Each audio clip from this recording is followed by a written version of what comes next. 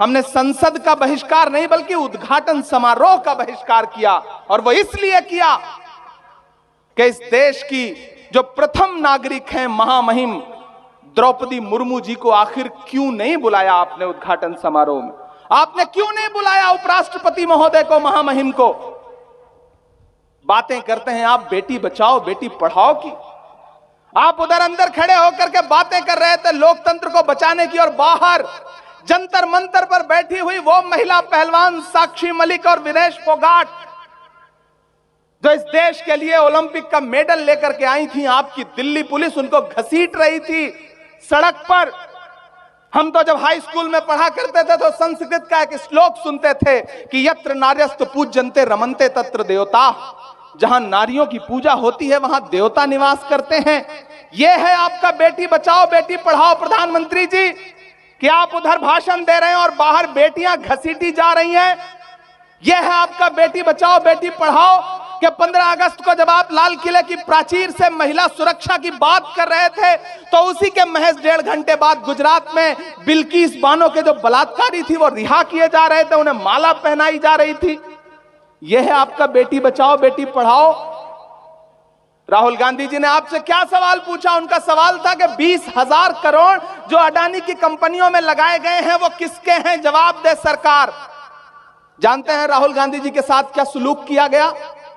उन्हें एक मुकदमे में फंसा करके 2 साल की सजा करवा करके उन्हें संसद से निकाल दिया गया, डिस्क्वालीफाई करा दिया गया। इतने से चैन नहीं मिला प्रधानमंत्री जी को, महीने भर के अंदर राहुल गांधी जी का घर खाली करवा लिया गया।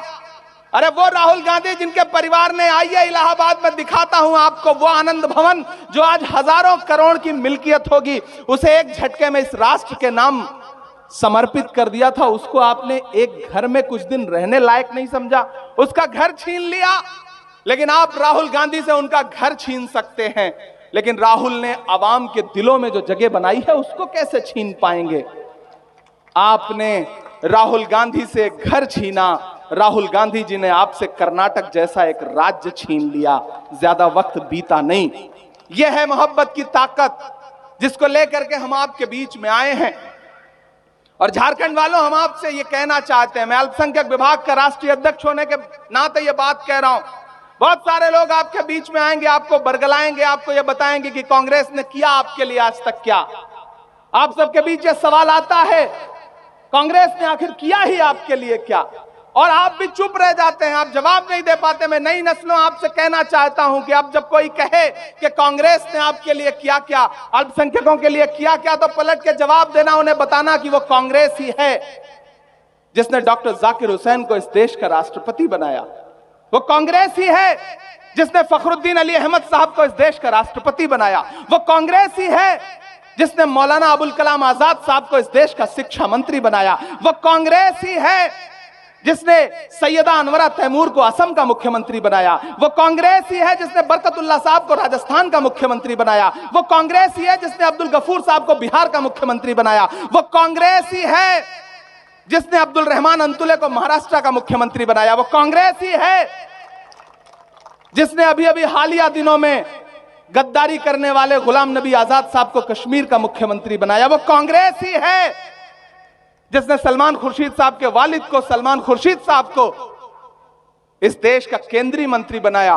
वो कांग्रेस ही है जिसने ज्ञानी जैल सिंह साहब को इस देश का राष्ट्रपति बनाया।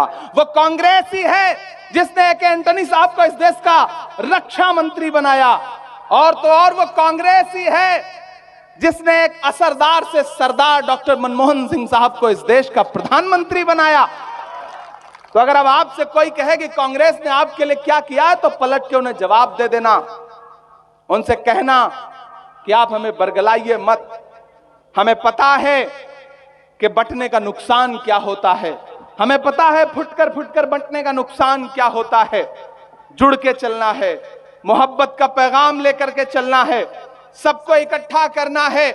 और आने वाले 2024 में मैं ये जो सड़कों की धूल फांकता हुआ शहर दर शहर जा रहा हूं, मेरी आंखों का एक सपना है, और वो सपना यह है कि मैं 2024 में लाल किले पर झंडा फहराते हुए जिस शख्स को देखूं, उस शख्स का नाम राहुल गांधी हो।